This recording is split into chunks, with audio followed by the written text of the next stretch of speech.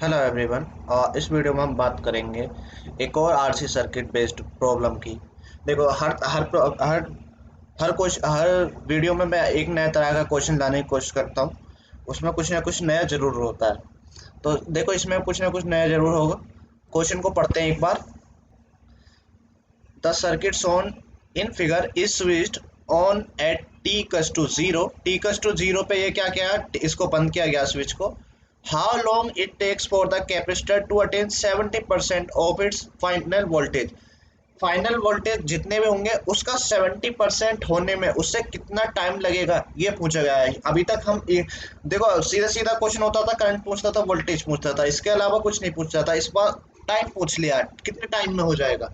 आगे कंडीशन दे रखी है, assume the capacitor is initially not charge. तो उस पर कोई इनिशियली चार्ज है नहीं। ठीक है, अगर इनिशियल चार्ज नहीं है तो इसका मतलब क्या बात हो गई, पहले से कोई चार्ज नहीं होगा, यानी क्यू सी जीरो नेगेटिव की वैल्यू क्या होगी, जीरो होगी ऑब्वियसली। तो एक पहली बात यहाँ से जो मिल गई हमें, इस पे कैपेसिटर पे इनिशियली चार्ज कितना होगा, जीरो कूलम। ठीक है, find the time constant before and after the switch. अब देखो, हमने केवल टाइम कांस्टेंट फाइंड किया, कभी ऐसे नहीं कहा बिफोर फाइंड करो, आफ्टर फाइंड करो। तो देखो, बिफोर और आफ्टर का क्या मसला है यहाँ पे। ज्यादातर हम जो क्वेश्चन में यूज करते हैं आफ्टर द स्विच ही होता है। बिफोर स्विच वाले के लिए हम स्विच को ओपन रखेंगे, उस टाइम पे जो टाइम कांस्टेंट होगा उसको फाइंड कर लेंगे। ठीक है, टाइम कांस्टेंट मतलब बिफोर का मतलब स्विच को ओपन करेंगे, वहां थेवेनिन इम्पीडेंस मल्टीप्लाई बाय सी, ऐसे ही उसमें क्लोज करके सेम चीज। फिलहाल देखेंगे ये भी सब समझना जरूरी है, कभी कभी इस पे भी प्रॉब्लम आ सकता है। फिलहाल तो अब सबसे पहले हम टाइम कैसे निकालना 70% तक पहुंचने के लिए वो सोचते हैं। ठीक है, अगर charge Q C zero negative zero है, हमें पता है वी सी, इसके वोल्टेज का ये फॉर्मूला होता है Q C zero negative Q upon क्या होता है, कैपेसिटेंस उसका। क्यू ही जीरो आ गया, सी कुछ भी हो, अब यहाँ पे ये कितना आ गया, 0 वोल्ट। तो यही होता है इसका वी सी जीरो प्लस। तो हम जीरो माइनस पे तो सर्किट बनाने से बच गए यहाँ पे। अब डायरेक्ट किस पे बना रहेगा, इनफाइनाइट पे। इनफाइनाइट पे बना के वहां से वोल्टेज फाइंड कर लेंगे, उसके बाद टाइम कांस्टेंट फाइंड करेंगे स्विच क्लोज करने वाला, क्योंकि क्लोज के बाद ही बात करते हैं हम। ठीक है, बिफोर वाला कैसे है उसको भी समझाऊंगा। ठीक है, पहले इसका पूरा कर दे, मैं जो बिफोर वाला स्विच वाला कॉन्सेप्ट है उसको सबसे लास्ट में कवर करूंगा। ठीक है, पहले वही काम करेंगे जो अब तक करते हैं। At T equals to infinite क्या होगा भैया, at T equals to infinite, क्योंकि जीरो माइनस जीरो प्लस पे से हम बच ही गए, डायरेक्ट सब कुछ तो यहीं पे मिल गया हमें। टी कस टू इनफाइनाइट पे क्या होगा, कैपेसिटर क्या होता है भैया, कैपेसिटर को करते हैं open circuit. Capacitor open circuit होता है और टी कस टू जीरो बंद किया तो इनफाइनाइट पे जो स्विच होगा वो क्लोज रहने वाला है। तो स्विच रहेगा हमारा क्या, क्लोज्ड। तो सर्किट को ड्रॉ करना शुरू करते हैं। तो सर्किट जो दिखेगा हमारा किस टाइप का दिखेगा, ये 1 एम्पियर की करंट यहाँ से आ रही है, स्विच हो गया क्लोज। ये 200 ओम,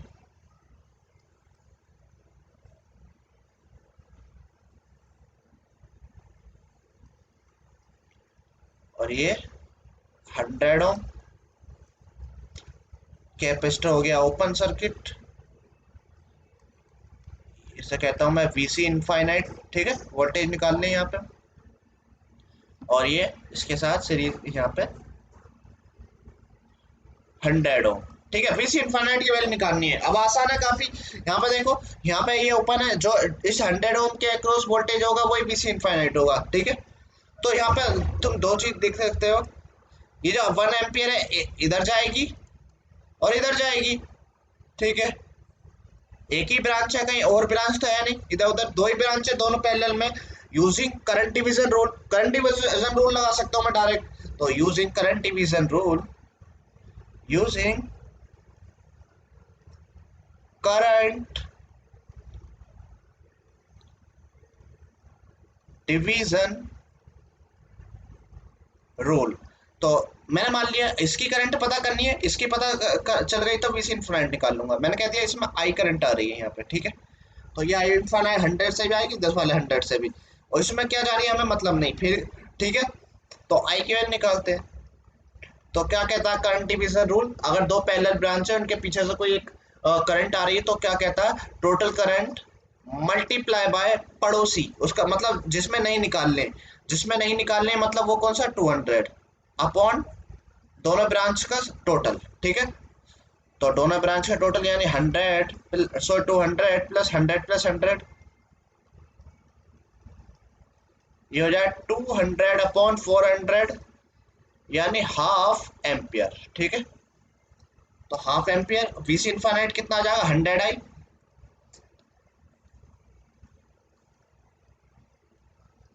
1/2, ठीक है। वीसी 100 आई यानी 100 की आई से मल्टीप्लाई 1/2 आया मल्टीप्लाई बाय 100 यानी 50 वोल्ट।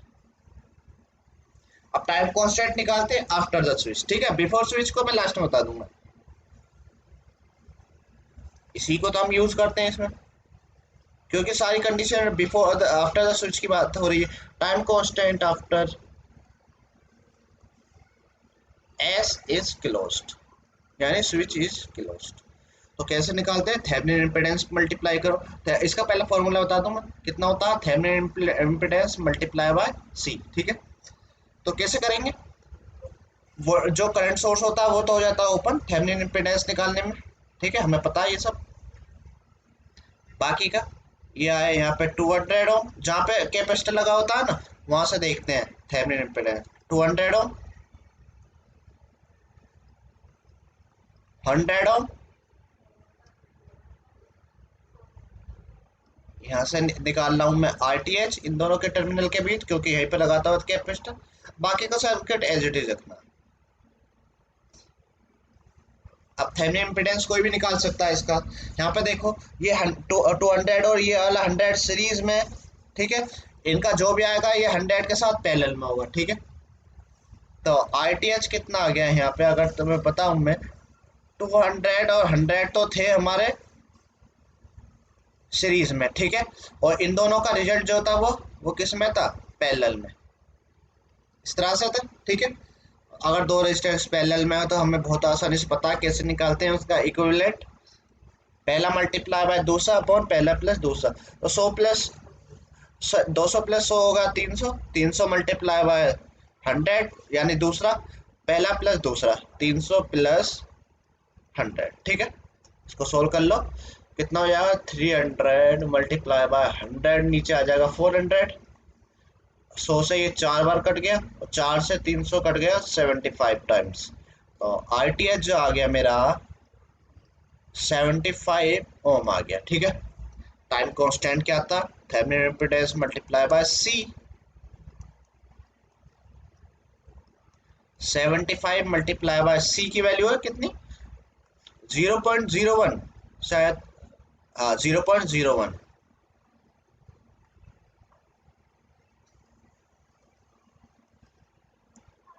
तो यहाँ पे ये कितना आ गया 0.01 को मैं क्या लिख सकता हूँ 1/100, ठीक है। तो 1/100 इसको मैं कैंसिल कर दूँ 25 से, ये आ जाएगा ऊपर 3 नीचे आ जाएगा 4, ठीक है। इतने सेकंड टाइम कांस्टेंट मिल गया। इनिशियल वैल्यू हमें ऑलरेडी गिवन थी, ठीक है। फाइनल वैल्यू हमने 50 वोल्ट निकाली थी। तो अब क्या करते हैं, बस इक्वेशन निकाल लो यहाँ से। वीसीटी की जो फॉर्मूला आ जाएगा कितना आ जाएगा, मैं पेन चेंज कर लेता हूँ। क्या होता है formula, final value plus initial value minus final value e की पावर टी बाय टाउ, ठीक है। हम किसकी बात कर रहे हैं, t ग्रेटर देन 0 की, इसलिए तो time constant after the switch का लिया।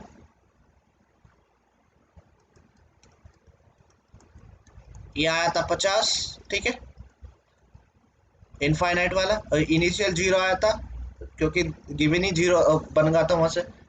50 e की पावर t अपॉन कितना हो जाएगा ये 3/4,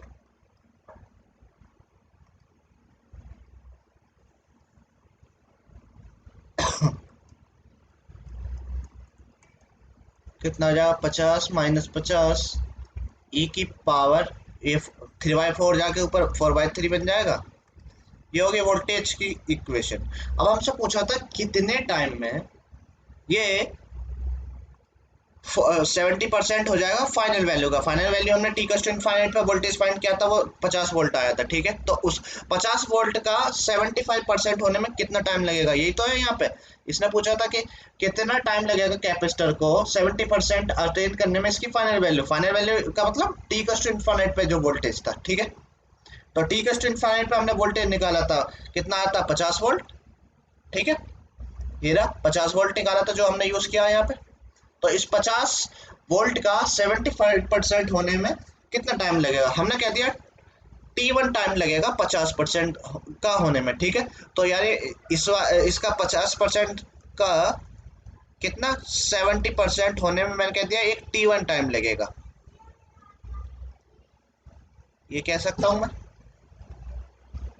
इस T1 की मुझे वैल्यू निकालनी है। तो यहाँ पे सोल्व करो, 50 का 70% कितना हो जाएगा, 35, ठीक है। 70 परसेंटेज से खत्म करने के लिए 100 से डिवाइड, ई की पावर 4/3 T1, ये हो जाएगा 35। इसको इधर ले आऊंगा, 35 को उधर ले आऊंगा डायरेक्ट, ठीक है। चलो लिख देता हूँ, कभी एक स्टेप मिस करने में समझना है।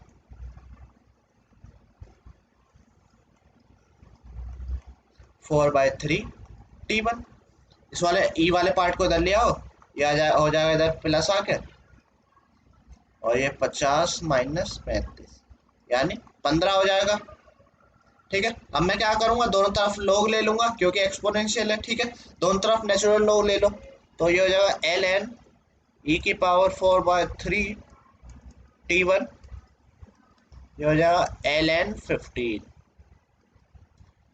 एक्सपोनेंट ये log में पावर पहले आ जाती है, तो ये -4/3 बाहर आ जाएगी। T1 ln ऑफ e बचेगा, यहाँ पे ln ऑफ e की वैल्यू होती है 1, हमें पता है ln ऑफ e की वैल्यू कितनी होती है, 1 होती है। तो ये हो गया 1, यहाँ से क्या बचा, ये माइनस का 4/3 T1 ln 15, तो T1 की वैल्यू कितने आ गई, -3 ln 15 /4।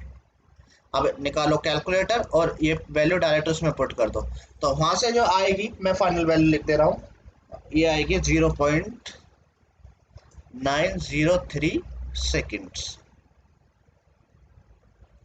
तो 0.903 सेकेंड्स लगेंगे 70% होने में, ठीक है। 50% से 50 वोल्ट से तो ऊपर जाएगा नहीं कैपेसिटर, तो क्या हो जाएगा, 0.93 सेकेंड लगेंगे इसको अटेन करने में, ठीक है। एक टाइम पूछा था, आफ्टर द स्विचिंग, स्विच बंद करने के बाद उसका टाइम कांस्टेंट क्या होगा वो पूछा था, हमने वो निकाल लिया था, ठीक है।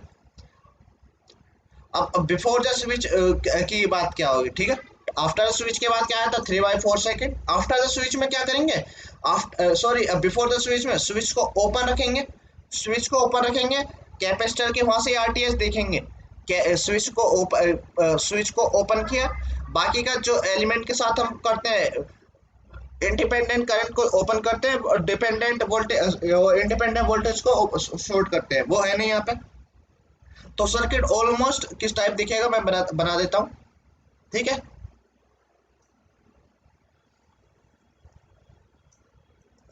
अब यहाँ पे निकाल ले हम क्या, time constant before switch is close, ठीक है। स्विच क्लोज करने से पहले क्या रहा होगा, तो यहाँ पे ये आ रही थी 1 एम्पियर की करंट, स्विच रह गया यहाँ पे close, sorry open, switch open रह गया, तो यहाँ पे कितना आता है, ये 200 ओम, यहाँ पे था 100 ओम,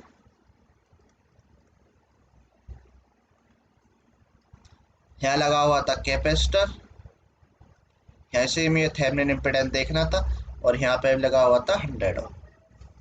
तो यहाँ पे देखो, सॉरी 1 एम्पियर मैंने क्यों लगा दिया, 1 एम्पियर तो ओपन होगा, ठीक है, 1 एम्पियर ओपन होगा।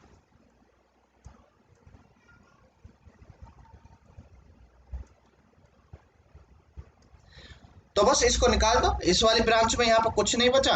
अगर कुछ नहीं बचा तो फिर तो निकाल, इसमें क्या बचा, ये थेवेनिन इम्पीडेंस है, ये अगेन दोनों सेम ही सर्किट बन गया, ठीक है। तो थेवेनिन इम्पीडेंस कितना आ जाएगा, 200 प्लस 100 सीरीज में रहेंगे अगेन। यहाँ पे देखो सेम आगे हर हमेशा सेम आएंगे ऐसा जरूरी नहीं है, ठीक है, कंसेप्ट समझना जरूरी था ताकि वहाँ पे कंफ्यूजन ना हो। तो ये कितना हो जाएगा, 300 multiply by 100 upon 300 plus 100, same answer आ जाएगा जो हमने पहले निकाला था, ठीक है। कितना आया था, 3/4 सेकेंड, ठीक है।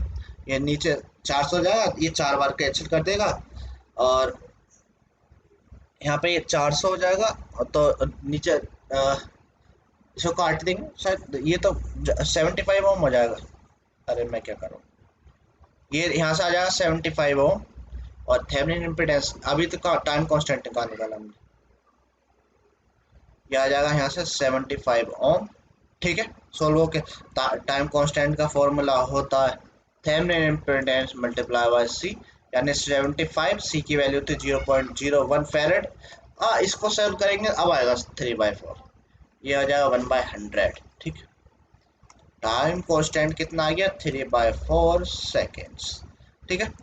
तो इसका मतलब बिफोर द स्विच, जब से स्विच को बंद नहीं किया जाता तब भी टाइम कांस्टेंट कितना था, 3/4, स्विच को बंद करने के बाद भी वही रहा था। यहाँ पे देखो सेम आ गए, हमेशा सेम आएंगे ये गारंटी नहीं है, ठीक है। जिस कंडीशन बोला उसी हिसाब से रिएक्ट कर देंगे क्वेश्चन पे, तो ये समझना जरूरी है। एक बार बता दिया तो आप क्वेश्चन कैसा भी आए, टाइम कांस्टेंट निकालने का तरीका हमें पता ही है, ठीक है।